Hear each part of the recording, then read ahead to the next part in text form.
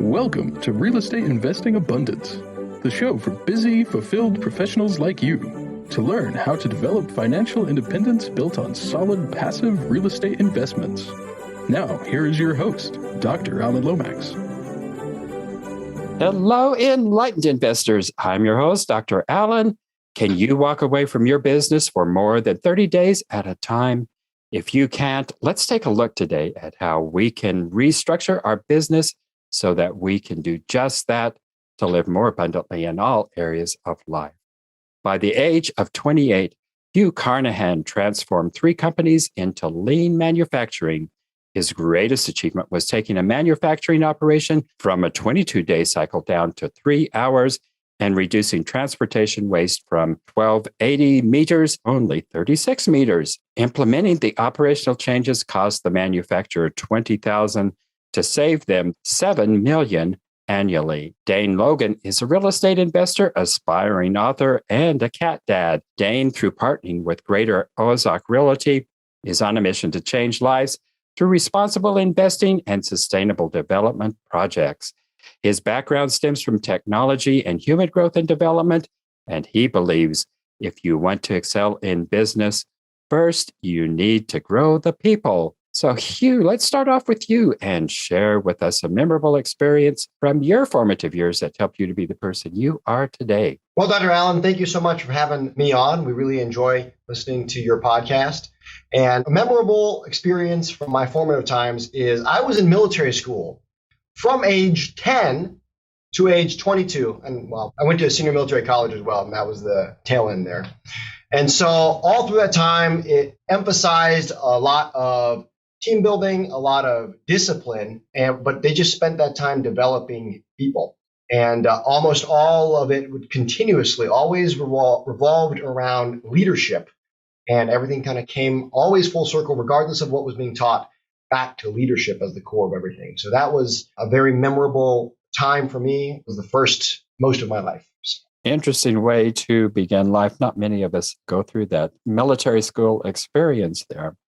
I'm a little surprised to hear that that's where you began your educational career there. Well, Dane, let's go to you. And Dane, share with us a memorable experience from your formative years. Yeah, of course. And again, great to be here with you, Dr. Allen. Mine's not as interesting as Hugh's. Mine's a little bit more simple. I tended to fail a lot at everything early on in life. I really tried to get a foothold in so many things, but I had so many interests. And so I experienced a lot of failure early on, but I was too hard-headed and persistent to kind of stop there. And when I decided I wanted to get into tech, I had no experience at all in tech. And I spent 5 months convincing the first tech company I worked for that I was good enough to even be brought on in an entry-level position. And that's where my persistence and stubbornness really took off. And my career in tech is what launched me finally to my first real taste of success and being in big professional settings with organizations all across the world. So that, I think, is what shaped me and my drive, and ultimately what led Hugh and I to partnering at Greater Ozarks Realty. Well, tell me more about that partnering experience and how you all came together, and how did you realize that you actually were going to be partners and that it could actually work out for the two of you? Well, I'll start off. We actually start off as friends. And that can be a very dangerous thing if you're getting into business with friends. But we were out in San Diego at the time. I was previously married. I was a male military spouse. After the military school, I didn't want to wake up and exercise, but I ended up marrying a gal that was in the Navy. And that's how Dane and I actually initially met. His wife, I'll let you take it. And my wife is also ex-Navy. So we were both male Navy spouses. And my wife's like, hey, you might want to meet my friend's husband. He likes brewing beer and some of the stuff I liked doing. I was like, I would love to meet him. And it was such a rare thing for both of us to be stationed out there and be able to click on a lot of our hobbies. And that's really where we connected at first. So it was pretty cool. So that gave me a glean of insight into Dane. And then I saw him being extremely capable where he was working there. So I actually helped try to recruit him into my company that I worked at there, which was a big tech company. And he ended up getting a better position elsewhere. But it was just that character and getting to know people.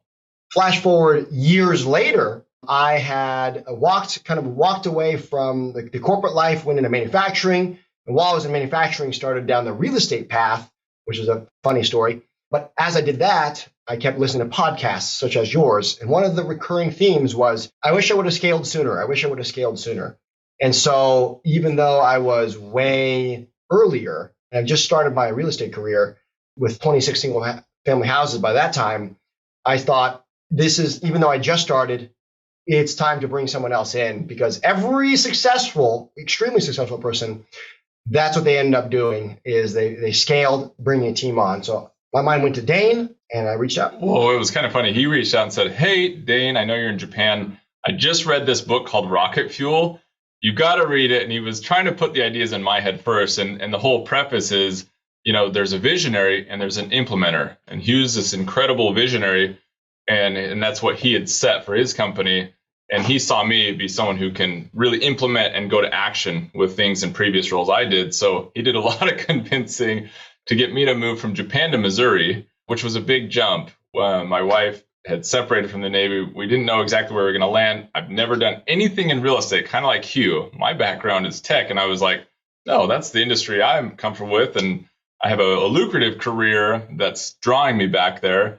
But Hugh is as persistent and as stubborn as I am. And now I am here working with Hugh day to day, running the business. So that is quite a huge jump from Japan to Missouri. And yeah, that must have been quite a job at convincing Dane to go with you in a new startup when he had prospects within a tech industry that he was comfortable with.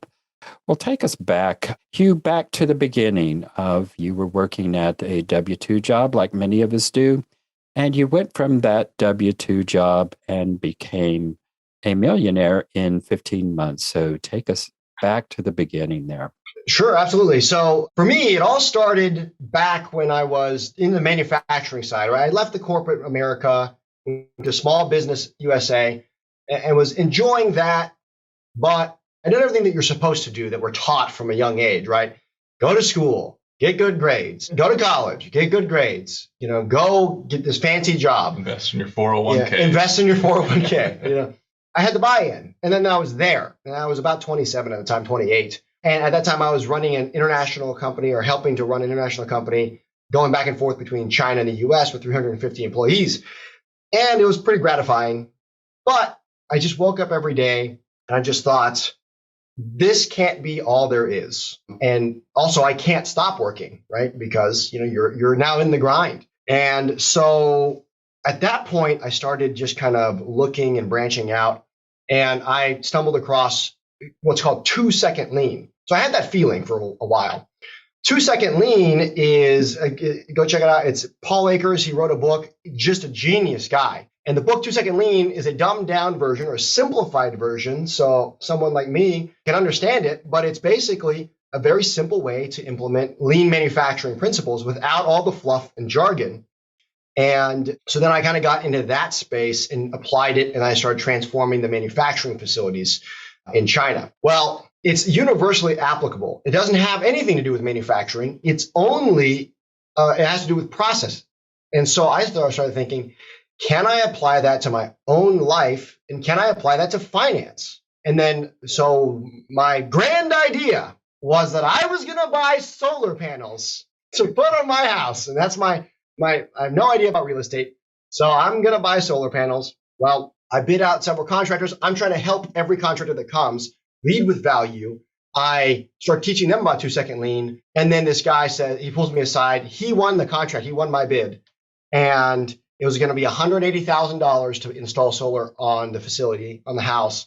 And he basically pulled me aside. He said, Hugh, do not buy solar panels from me. Go to YouTube, type in Burr, check out the Bigger Pockets podcast, go buy real estate and use that to pay for your electricity. It makes more economic sense for you. And I was like, that's an extremely strange thing for the owner of a company to say to me. Well, long story short, 6 months later, he goes out of business. But I decided to go and start learning about real estate. I had no experience. I kind of found out about it through Bigger Pockets. And then I found out about the Burr strategy.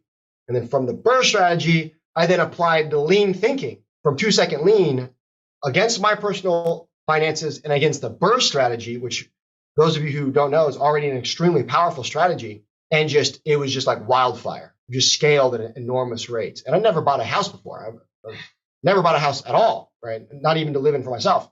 And the first acquisition was, 26 houses, and then we scale and bought more and just scaled very quickly. It led you into commercial, which then eventually led him down the road to hotels and the hospitality side, which is when we partnered together. So applying that method is what grew that portfolio exponentially, where he could bring on a partner. And that's where we really... While we were doing that, I was still doing a W-2 job at the time. So this is, after hours stuff, like most of us start in the W-2 space. You start as a W-2, and then while you're working that, weekends and evenings, you're trying to figure out the real estate side.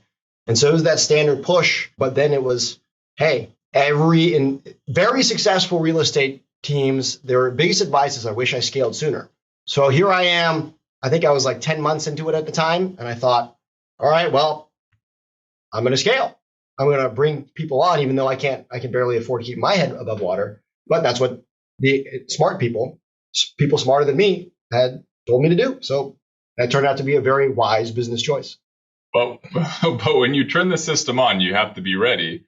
Because the moment I showed up here, Hugh says, I don't know what I'm going to have you do yet. I know that we have a vision and I want to grow this company.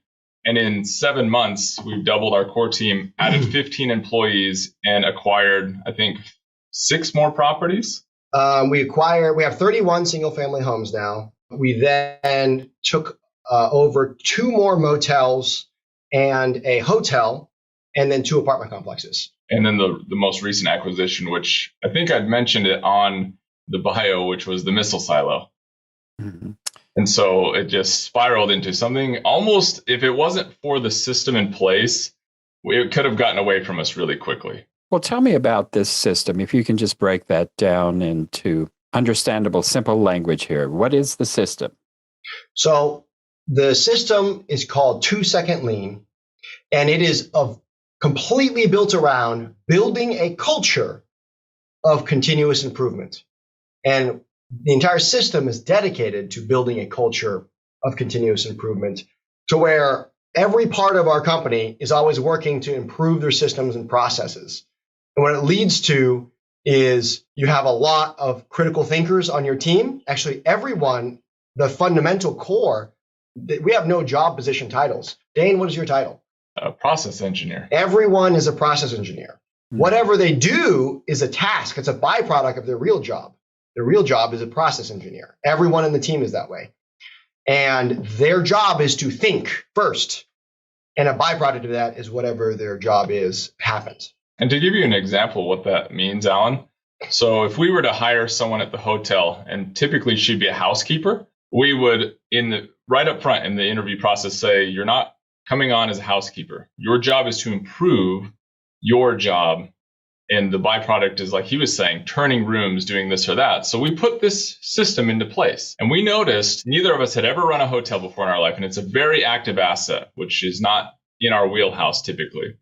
But we thought, let's apply the fundamentals and see if we can turn this into a semi-passive asset. So we trained the culture of continual improvement and taking ownership, right? And with very minimal oversight. And what we found is every single thing improved property-wide, every process, every person's attitude. It's remarkable when you tune into the morning meetings and seeing people laughing and enjoying themselves, working less, but getting 3 times as much done, and just buying into this incredible culture because it serves the people. It grows the people, which was our unified mission.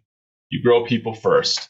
And this is literally the mechanism and the vehicle that helps you do it almost better than anything I've ever come across. Actually, better than anything. A 2-Second Lean step by step is literally step by step. It is the playbook of what to do to build that culture in your company.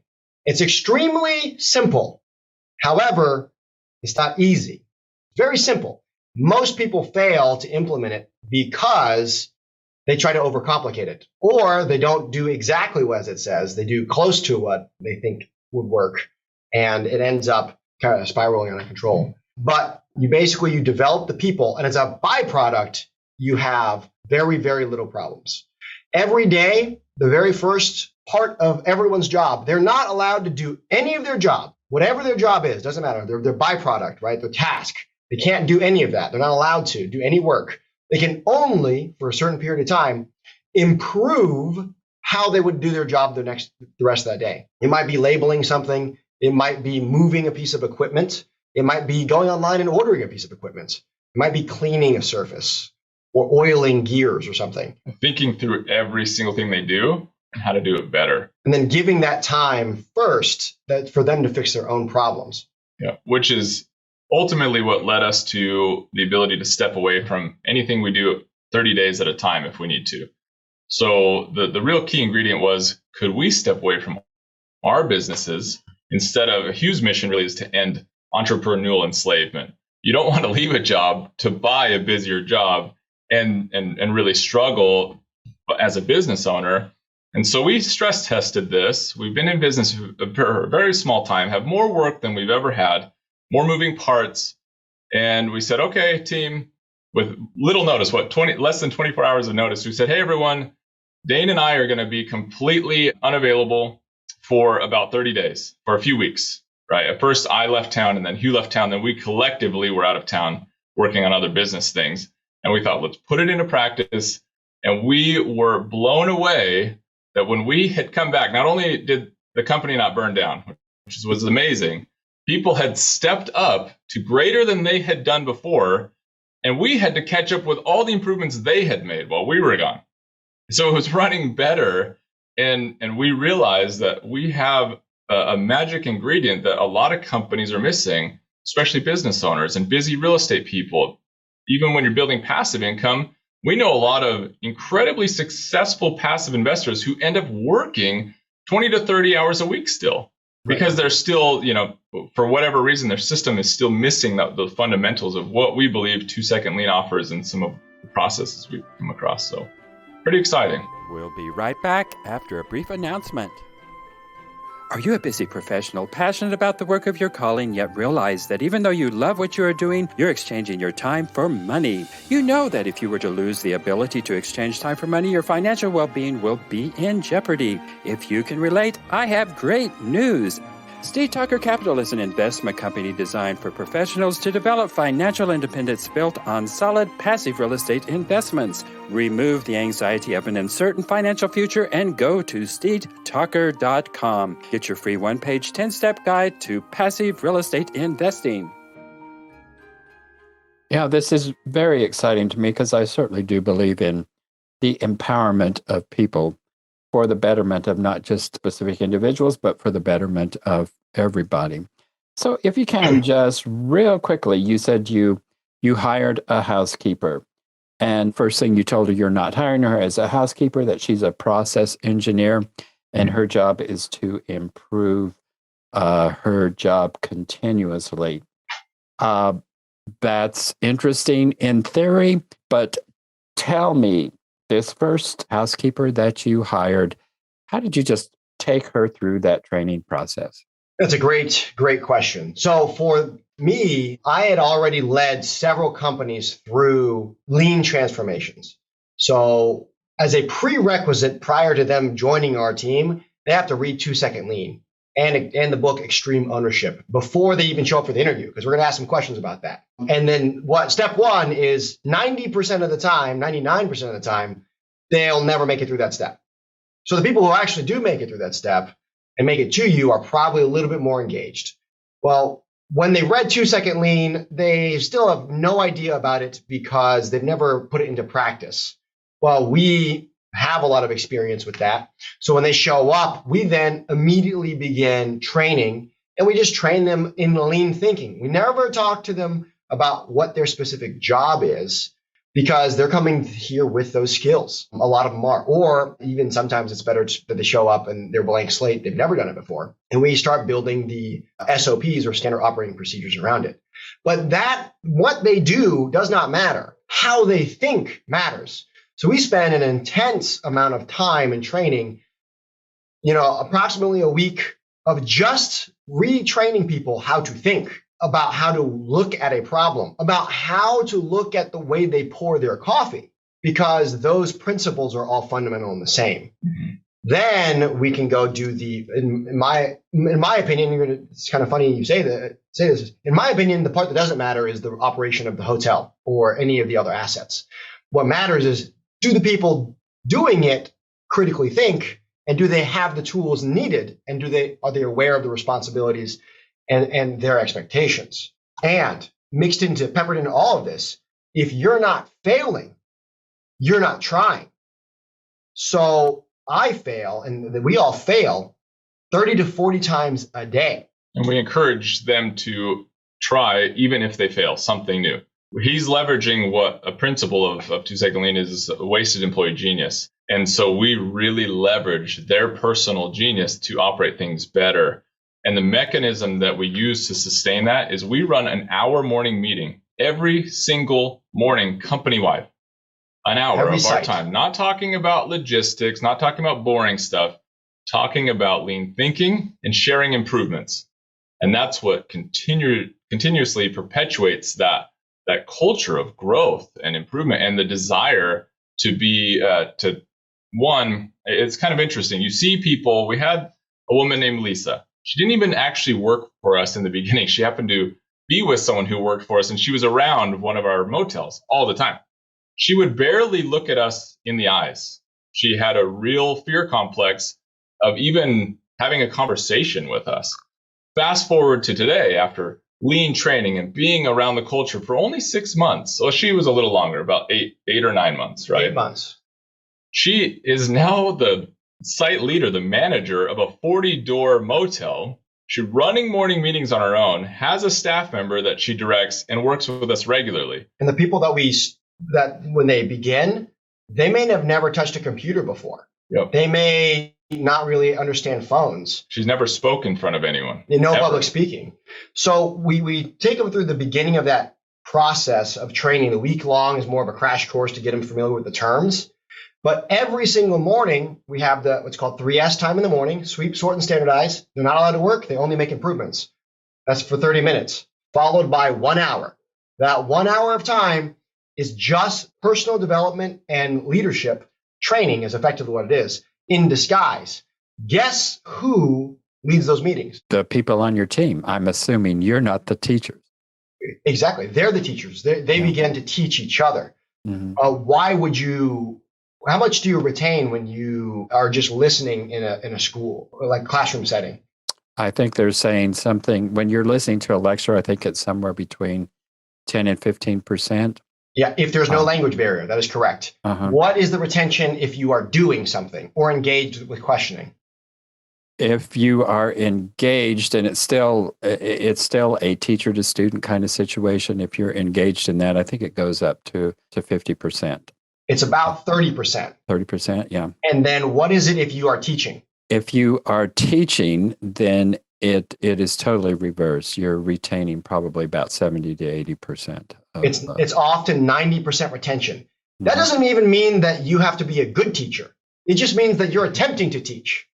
So the structure, the secret weapon in the morning meeting is our morning meeting. It cycles through who's leading the morning meeting. And because every week or two, you're coming up and you're presenting the material, even if everyone else doesn't get, you're not a very good teacher or you're brand new at it, just because you're trying solidifies that way of thinking. You cycle through that about, you're on our team for about a month, 2 months, 3 months, 6 months. You have ingrained and internalized a way to critically think and view the world that is not available through normal teaching of any kind. Entrepreneurs, we all understand it because we are the people that are constantly trying to teach our employees. We know a lot about that thing that we want them to do because we had to do it and we're trying to not do it.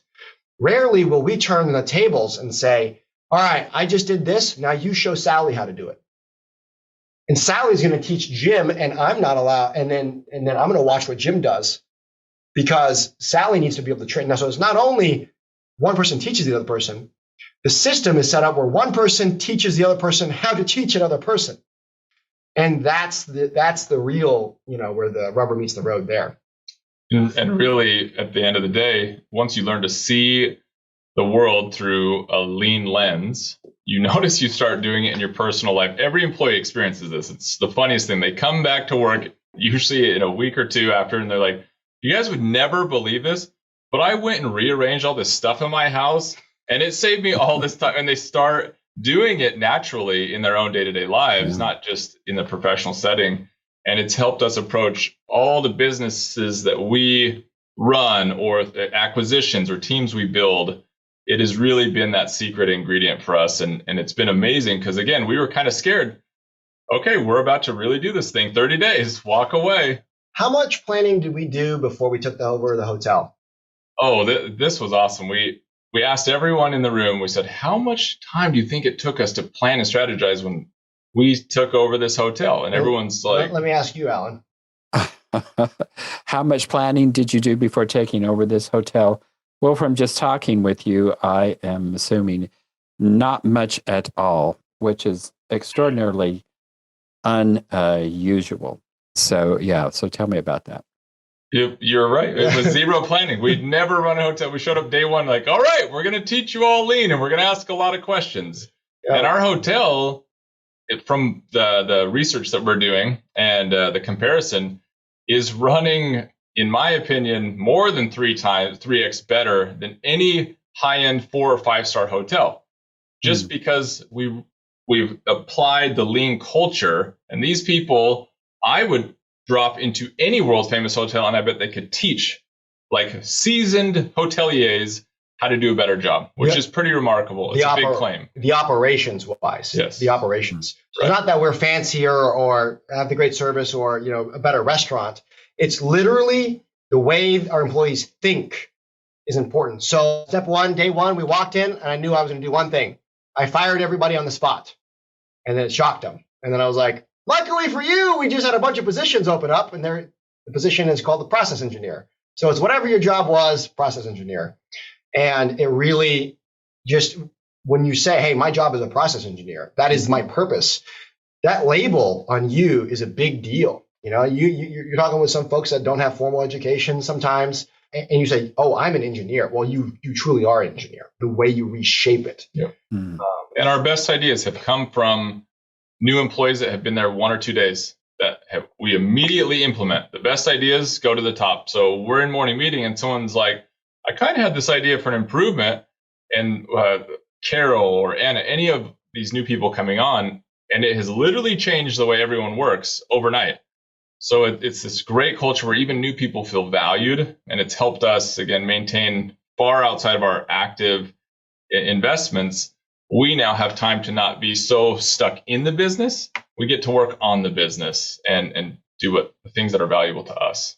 Well, it's really very exciting. I'm sure we could talk all day about this. I like your screening process, having everybody who applies read 2 books. I am sure that eliminates your hiring pool by probably 95%. Not many people. I mean, if you're hiring professionals and trained professionals who are actually looking for professional jobs, that's not unusual. But when you're talking about hiring people who are not educated, that's probably a really, really big deal. So that's probably a good screening process there. Well, tell us here, before we have to get off the air here, I am really curious about your last acquisition here, the missile silo. Yes, we have scaled to buying missile silos now. Well, historically, there used to be 72 back in the 50s. It was an intercontinental ballistic missile, an Atlas Class F missile silo. And our lean systems and processes picked up that it was going to be going for sale. So we do unusual things because it's more fun that way. We're going to all be dead at some point, and why not have fun beforehand? So I have a realtor whose sole purpose is to find us a cave to buy. Not a man cave, but like a cave. Like a Batman cave. And he comes out one day and he's like, well, it's not a cave, but will this do? And I was like, let's do it. So on the dime, in the middle of day-to-day business, we just drop everything and we activate our systems to go, which means that the business has to keep operating while we're gone. So we immediately drive out in the middle of Kansas and we effectively do one of those, we don't have a checkbook with us, but we're going to make the offer on the spot and get it locked up. And, and we don't know what we don't know. So, I'll make the offer, get it locked up, and then do the inspection contingency and back out later if needed. But the more important thing is get it locked up now. And those investors who are more successful, or fortune favors the bold, will tend to do those things. So it was that we had feelers out, and the moment something happened, we immediately took action. There's also a core principle of lean.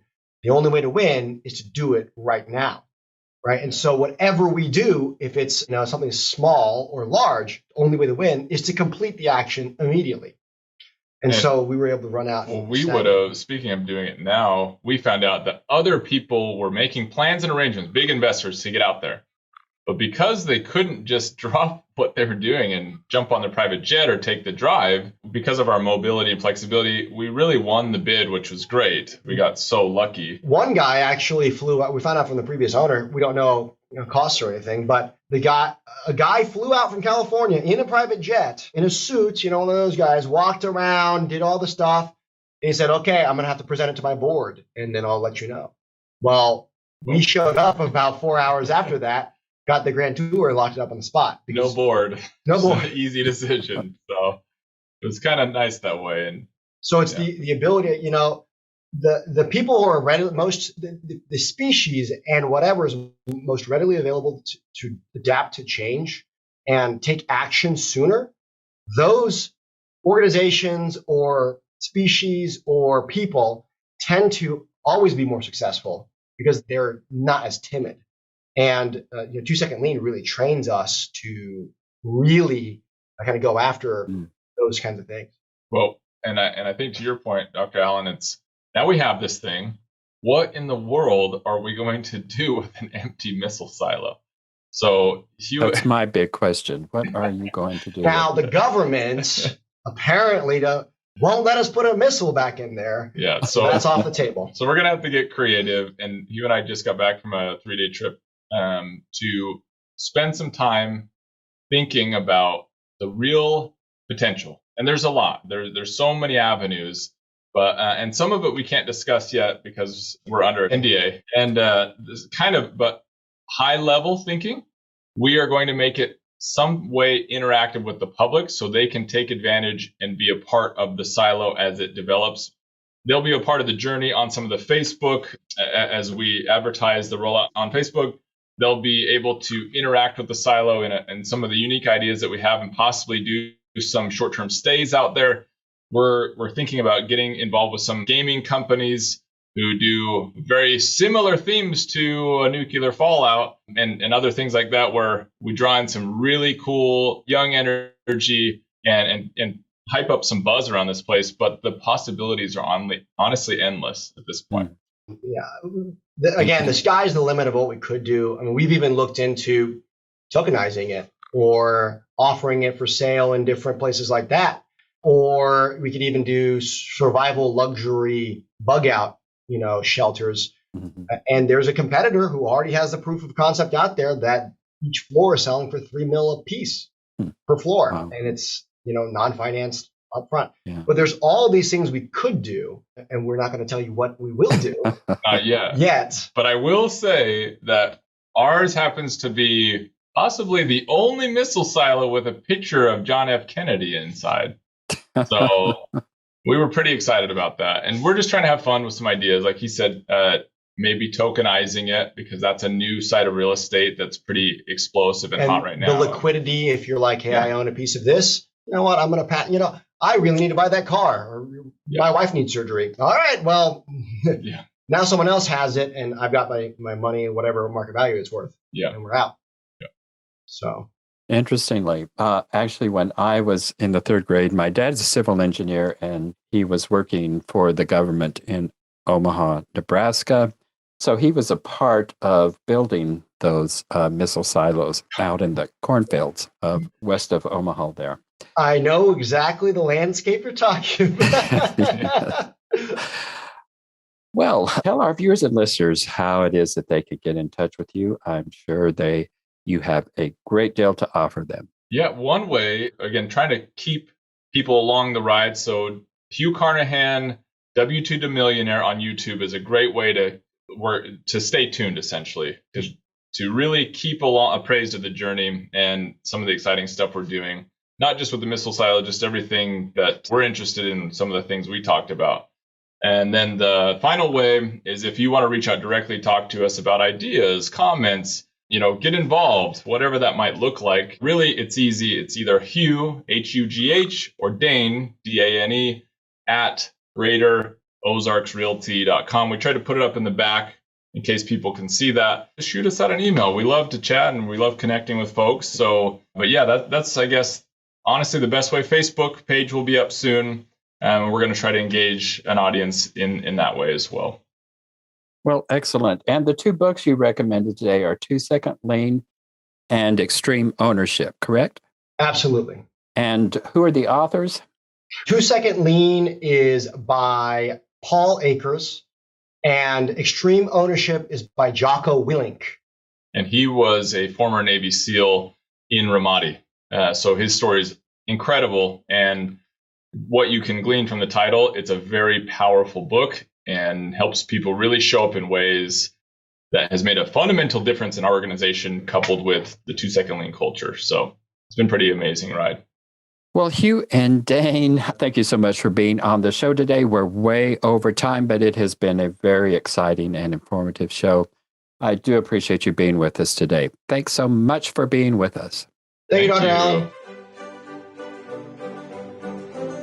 Thank you for tuning in to Real Estate Investing Abundance, brought to you by Steve Talker Capital, a company working for passionate professionals like you to develop financial independence built on solid, passive real estate investments.